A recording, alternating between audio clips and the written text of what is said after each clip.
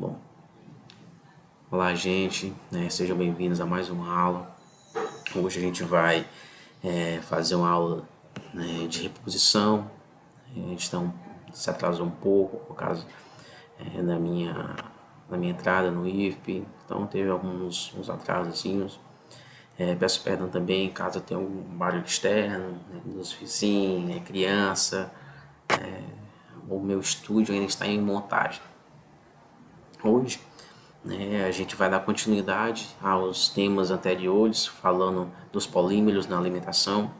Hoje nós falaremos sobre os lipídios e as vitaminas, a importância, onde suas principais fontes, como evitar doenças, justamente por isso, as doenças que se causam pela carência de vitaminas, de proteínas, de lipídios, e como elas atuam no nosso metabolismo. É justamente essa carência que retrata essa imagem aí inicial, que fala sobre os gulags, que eram os campos de concentração onde eram levados prisioneiros após a Revolução Russa de 1917. Então, nesses campos de trabalho, não era campo de concentração, eram os campos de trabalho forçado. Esses prisioneiros eles eram submetidos a condições bem precárias, de saúde, de higiene, principalmente de alimentação. Então, a alimentação deles basicamente era feita com pequenas porções de pão, macarrão e batata. Então, essa fonte de alimentação deles era muito pobre em nutrientes. Então, eles desenvolveram algumas doenças, como o escorbuto e a cegueira noturna, que é justamente decorrente da carência de vitaminas no organismo. Então, se a sua fonte de alimentação ela é carente de vitaminas, então algumas doenças são ocasionadas. O escorbuto e a cegueira noturna são as principais, dentre de outras que eles eram acometidos. Então a gente vai justamente falar sobre esses processos, o processo metabólico e como que as células elas atuam para metabolizar as proteínas, e as vitaminas, Então, como que funciona cada um dessas coisas, dessas funções, melhor dizendo, perdão pela redundância. Bom, para que possam ser utilizados pelo organismo, as biomoléculas, como os carboidratos e as proteínas da dieta, são transformadas em unidades menores por meio do processo de digestão. Posteriormente, ocorre a absorção pelas células intestinais. Em seguida, um desses eventos ocorre. Algum desses eventos vai ocorrer após a digestão. Ou eles são transformados e liberam energia por meio do processo conhecido como respiração celular, ou são usados na construção de novas biomoléculas essenciais aos processos que sustentam a vida humana. É o conjunto desses processos que é chamado de metabolismo. Os lipídios, eles são os nutrientes responsáveis por diversas funções no organismo. Além de fornecer energia, são importantes veículos para as vitaminas lipossolúveis, ou seja, aquelas que são insolúveis em água, ou seja, compostos de carbono, hidrogênio e oxigênio, com maior quantidade, claro, sempre de carbono e hidrogênio, então tal porque eles são lipossolúveis. Se tivesse oxigênio em uma quantidade, ele teria um caráter polar, e os lipídios são apolares. Claro que apresenta alguns outros elementos, além do oxigênio, para dar essa polaridade, que no caso seria o fósforo, está presente nos fosfolipídios. Os lipídios mais abundantes no organismo humano são os triglicerídeos. Outros lipídios constituem, no caso, menos de 10% da gordura corporal. Entre eles estão os fosfolipídios e o colesterol. Alguns ácidos graxos são essenciais para o metabolismo, portanto, a importância dos lipídios não está apenas no armazenamento e no fornecimento de energia, até porque esses ácidos graxos são oriundos dos processos metabólicos dos lipídios, certo? Então, assim, com relação à nossa alimentação, o consumo de triglicerídeos a partir dos lipídios os triglicerídeos insaturados, costuma ser considerado mais saudável. Ácidos graxos, monoinsaturados e poliinsaturados parecem estar relacionados com a redução dos níveis de colesterol no sangue. Os triglicerídeos, por exemplo, e colesterol apresentam baixa solubilidade em água, são apolares e, por consequência, também no sangue. Se são apolares, se são insolúveis em água, também são insolúveis no sangue, tem pouca solubilidade no sangue. Para o transporte dessas moléculas atuam estruturas conhecidas como lipoproteínas plasmáticas, constituída por quem? Por lipídios e proteínas específicas, como o LDL, o HDL, o VLDL, que é justamente o que a gente vai abordar agora bem resumidamente. Essas lipoproteínas, por exemplo, de baixa densidade, ou LDL, são as que transportam o colesterol para os tecidos periféricos. O LDL é justamente o colesterol ruim. Então a gente tem que evitar alguns alimentos que tornam esse colesterol mais, produzam mais esse colesterol, a ingestão, mesmo dizendo, desse colesterol, porque ele vai entupir as nossas artérias, então a gente vai ter problemas cardíacos. Outros são as lipoproteínas de alta densidade, que é o famoso colesterol bom, que é o HDL, que ele leva justamente essas lipoproteínas de volta, leva o colesterol de volta para o fígado. E as lipoproteínas de densidade muito baixa, o VLDL, que transportam os triglicerídeos do fígado para o tecido adiposo, no qual são armazenadas. Então, esses aqui são os princípios básicos, digamos assim. Há indícios também de que o consumo de determinados ácidos graxos insaturados, ele está relacionado não só à diminuição do colesterol plasmático, como também na diminuição do LDL, aumentando os níveis de HDL e contribuindo para a redução de doenças cardíacas. Bom, os ácidos graxos. O organismo humano ele pode fazer uso de lipídios, carboidratos e proteínas para sintetizar praticamente todos os ácidos graxos dos quais precisa, mas há exceções, como é o caso do ácido linoleico e do ácido linolênico. Aí tem essa estruturazinha deles aí. A diferença está justamente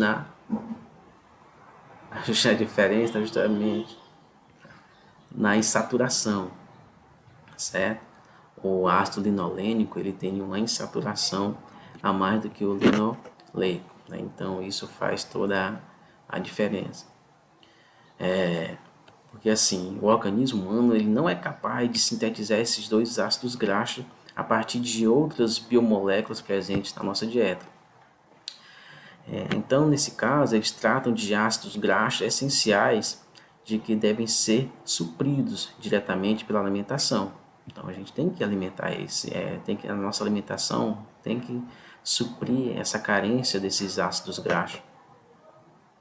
Eles podem ser encontrados em alimentos de origem animal e vegetal, no caso, como peixes e linhaças, por exemplo. Uma vez ingeridos, eles são utilizados como matéria-prima na síntese de substâncias que atuam na coagulação do sangue, na regulação da pressão arterial, no sistema imunológico, etc. Eles ainda fazem parte da estrutura das membranas celulares. Por exemplo, eles têm ação no funcionamento cerebral e são essenciais no caso, são essenciais para o crescimento. Por exemplo, se na alimentação tem deficiência de ácido graxo, no caso em todos os ácidos graxos insaturados, aparecem sintomas como a infertilidade, anormalidades dermatológicas e problemas nos rins, no fígado. No caso, em lactantes e crianças, vai afetar justamente o crescimento deles. Aqui tem uma tabelazinha que fala justamente sobre as principais fontes desses ácidos graxos, no caso, todos eles, certo? Sendo que uns e outros têm uma quantidade maior, sendo desses ácidos graxos, por exemplo, que não são sintetizados pelo nosso organismo. É tão tal que é possível notar uma certa abundância desses ácidos, no caso o linoleico e o linolênico, em alguns alimentos, como o óleo de linhaça, o cártamo, né, e na soja, embora não sejam alimentos assim que a gente, principalmente a soja, mas a gente precisa ingerir esses ácidos graxos. Agora a gente vai falar sobre as vitaminas, né? Os carotenoides, né? Que conectam os lipídios e as vitaminas. Esses carotenoides, né, são importantes porque eles são chamados também de provitaminas, porque assim, os carotenoides eles são encontrados em organismos fotossintetizantes e não fotossintetizantes. São lipídios que absorvem a luz visível. O beta-caroteno, a gente vai falar bastante dele, né, principalmente quando estiver abordando as lipossolúveis. O beta-caroteno, por exemplo, é um pigmento responsável por absorver a luz solar em organismos de comprimentos de onda, né, que não são absorvidos pela clorofila durante a fotossíntese.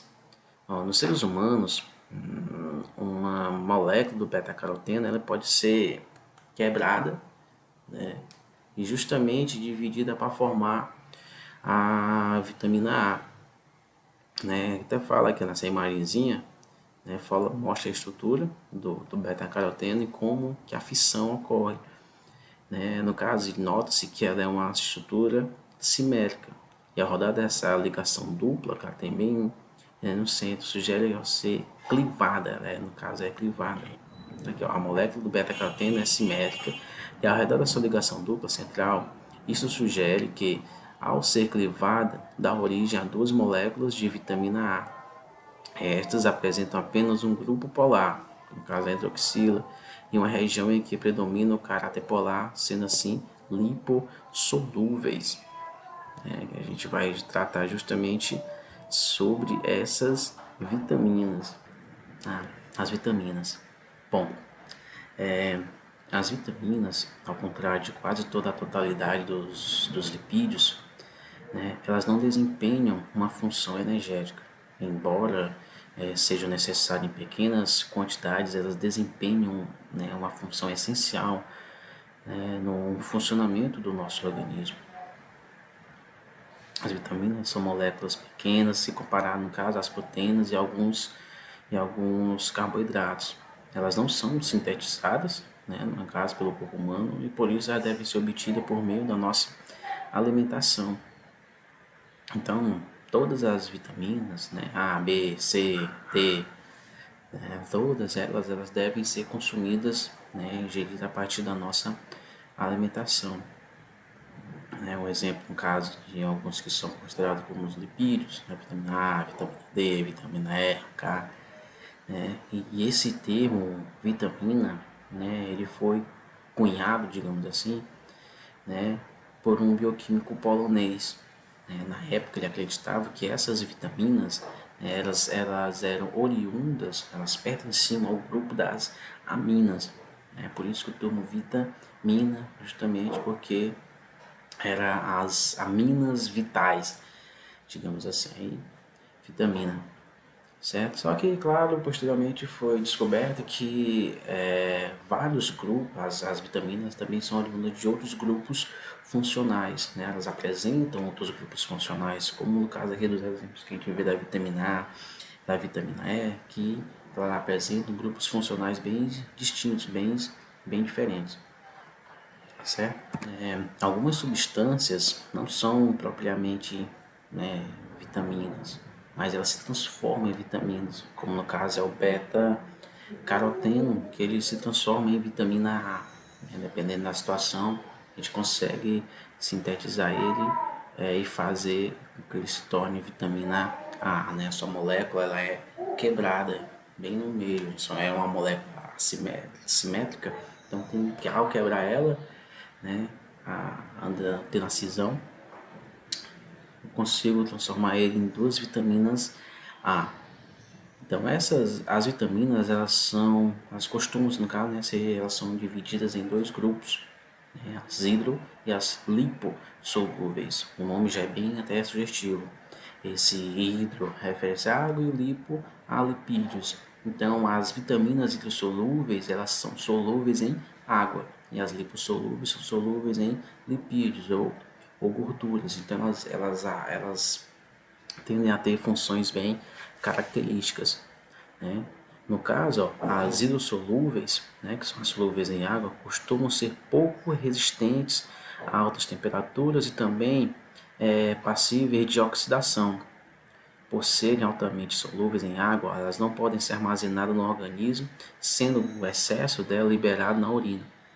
Por isso, né, elas devem fazer parte da nossa alimentação cotidiana. Por quê? Porque elas são eliminadas do nosso organismo com muita facilidade, já que elas são, a quantidade delas absorvida é muito pequena, então o restante vai todo embora na nossa urina e elas são metabolizadas rapidamente. Então a sua reposição ela tem que ser constante, certo? E as vitaminas lipossolúveis, o nome também já é bem característico, são vitaminas insolúveis, né, na água, certo? Então predominam nessas vitaminas os átomos de carbono e hidrogênio que caracterizam, né, essa parte apolar dessas vitaminas. Elas são resistentes a altas temperaturas e por serem solúveis em materiais lipídicos, né, elas podem ser armazenadas principalmente, claro, no fígado. Aí tem os exemplos, né, dessas vitaminas, no caso a vitamina A vitamina D, a vitamina E, a vitamina K, são as vitaminas, né, lipossolúveis. Há uma característica dessas vitaminas é justamente, né, a carência delas está relacionada a algumas doenças. No caso aqui, ó, é o escorbuto, né, essa questão aqui dos piratas. Vocês já perceberam, né, a fisionomia, né, a característica principal dos piratas é o que? Aqueles pessoas com a pele seca, né, os sem dentes, né, bem desnutrido, né, aquela aparência bem esquisita, que é justamente pela carência de vitamina, né, mais especificamente a vitamina A, que vai causar aqui o escorbuto, são lesões na gengiva, né, que vai tornar, né, vai cair os dentes, tudinho. Isso aqui na época lá das grandes navegações, né, lá do século XV, século XVI, né. Muitos desses marinheiros eles morriam justamente por causa dessa carência de vitamina, né? Claro, vitamina C, perdão, né? A vitamina C é que causa o escorbuto, certo? Então, após eles descobrirem que essa doença é causada por isso, eles começaram a inserir frutas cítricas, né, na refeição dos marinheiros para justamente evitar esses problemas. Aqui, ó, também tem algumas imagens que tratam justamente sobre isso, sobre a carência dessas vitaminas, né? O que é a deficiência, por exemplo, da vitamina D3, né, pode causar, que no caso é o raquitismo, às vezes aquelas crianças que já crescem, né, com essa deformação aqui nas pernas, né, justamente por causa que a mãe, né, não se nutriu o suficiente de vitamina D. Né, a vitamina D é aquela que a gente pega no sol, né, as crianças mesmo, né, as recém-nascidas, elas têm aquele famoso banho de sol, né, que é justamente para absorver a vitamina D, produzir vitamina D. Tem a vitamina B1, né, que faz a fraqueza muscular, que é a beriberi, e a falta de vitamina B3 que causa a pelácria, né? Então, essas vitaminas hidrossolúveis, né, eu coloquei nesse gráficozinho justamente isso, né, que são as vitaminas passíveis de se dissolver em água, por serem o que? Polares. Então, eu coloquei até algumas delas aí, né, na tabelinha.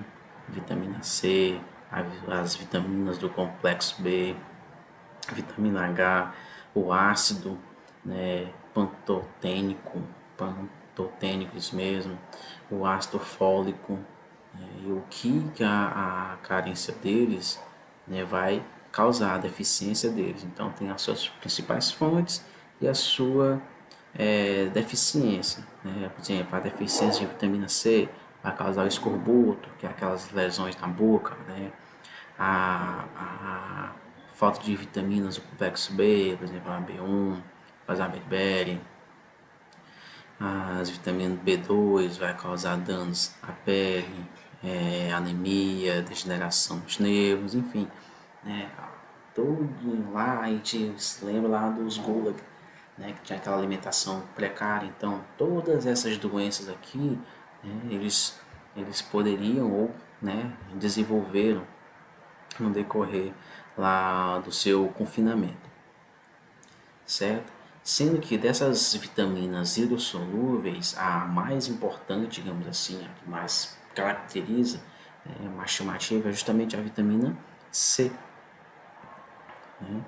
Então, a vitamina C, ela desempenha várias funções importantes no organismo, sendo que as principais, né, dela é a formação do colágeno, né? É o colágeno justamente que vai fazer com que a manutenção, né, de certos órgãos, por exemplo, a manutenção dos dentes, da gengiva, aquela estrutura todinha, esse é o ácido ascórbico, né, que ele, sim, ele é vital para a produção do colágeno. É essa proteína que está presente nos tecidos conectivos. Então, a falta de colágeno, ela explica um dos principais sinais, né? A falta de colágeno é um dos principais sinais para o escorbuto, certo? Então, o amolecimento das gengivas, né, até sangram no caso, e da perda dos dentes. A gente fala lá dos piratas, né? Então, é justamente essa falta de colágeno, né, que vai justamente enfraquecer a gengiva e vão perder os dentes. Então, né, a vitamina C, ela tem um papel muito importante na nossa na manutenção do nosso corpo, principalmente da nossa aparência, digamos assim. Então a gente tem que ter uma dieta bem rica, justamente dessas principais fontes aqui, ó, de frutas, né? As frutas cítricas, como limão, laranja, tangerina, mamão, goiaba, enfim. Observe também aqui, ó, a estrutura da vitamina C. Essa forma estrutural da vitamina C, ela apresenta muito aqui, ó, os grupos polares, né, que é a hidroxila e a carbonila, né? Então ela é uma molécula bastante polar, por isso que ela é bastante solúvel em água. As vitaminas lipossolúveis. Bom, o nome já diz tudo, né? A questão das vitaminas lipossolúveis, que elas são insolúveis em água, certo? Então elas apresentam na sua estrutura grandes sequências de carbonos ligados a hidrogênio, né? Poucas estruturas como a hidroxila e a carbonila, né? Elas são absorvidas pelo intestino e podem ser armazenadas no fígado por longos períodos de tempo. Só que, tem claro, por elas ficarem armazenadas, o acúmulo delas é prejudicial, né? Porque você vai ter um acúmulo desses compostos e vai acabar se tornando elas tóxicas. Então, por que elas se tornam tóxicas, né? Por causa justamente disso, desse acúmulo. Elas não são eliminadas na urina como as hidrossolúveis. Então, esse acúmulo ele torna essas vitaminas, elas se tornam prejudiciais justamente isso. Então,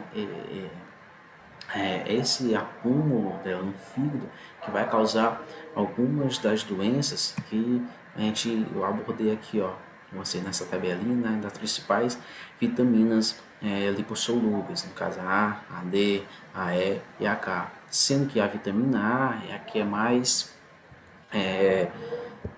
importante, digamos assim, a mais conhecida justamente por causa das suas características peculiares. Então é ela que vai causar aquelas principais doenças, no caso, A vitamina A, ela atua principalmente sobre o crescimento e a formação dos ossos. Então, ela já atua justamente no, na função primordial, digamos assim, de desenvolvimento corporal.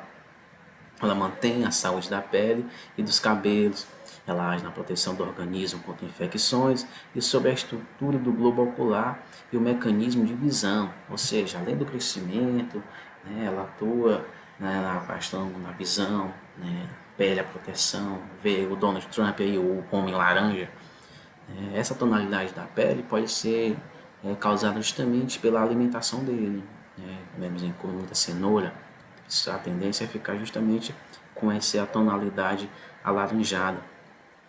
Por exemplo, os alimentos de origem animal, que contêm a vitamina A propriamente dita, a cenoura, o mamão, a manga, enfim, elas contêm o que? Elas contêm o beta-caroteno, né? Então, o beta-caroteno é justamente a molécula que vai dar origem à vitamina A, né? Então, ela vai suprir essa necessidade do organismo a partir desses alimentos. Então, quais são esses alimentos, né, que fornecem a vitamina A? Então, todas aí nessa tabelinha, os ovos, leite, bife, enfim, todas, né, têm um papel importante, né? Ou seja, depois de ingerido, né, o mecanismo, dependendo das enzimas, né, ele possibilita a conversão do beta-caroteno em vitamina A, sendo que o papel mais importante exercido pela vitamina A é justamente a produção do retinal, que é o pigmento, né, a questão da nossa, que ajuda a nossa visão, né, que é o pigmento dos cones, é ele que faz a gente ver a luz visível, ele filtra essa luz visível. Então a retina, os cones detectam a luz e permitem enxergar. Então a ausência dessa vitamina A que causa a cegueira noturna. Então por essa razão lá nos gulag, né, os prisioneiros eles tinham esse problema justamente pela carência de vitamina A, que é justamente a incapacidade de enxergar em ambientes de pouca luminosidade. É um dos primeiros sintomas, no caso, né, da deficiência de vitamina A. Em última instância, né, essa deficiência da vitamina ela leva a uma doença chamada xeroftalmia, que é uma das principais causas da cegueira em crianças nas regiões, né, da África, da Ásia, da América do Sul. Deficiências, no caso de vitamina A no organismo, pode ser consequência de uma dieta inadequada, como a dos prisioneiros lá do Gulag. Bom, gente, esse conteúdo, né, a gente encerra por aqui essa parte. Na próxima aula a gente vai abordar mais, né, e dar continuidade ao nosso assunto. Então, até a próxima aula.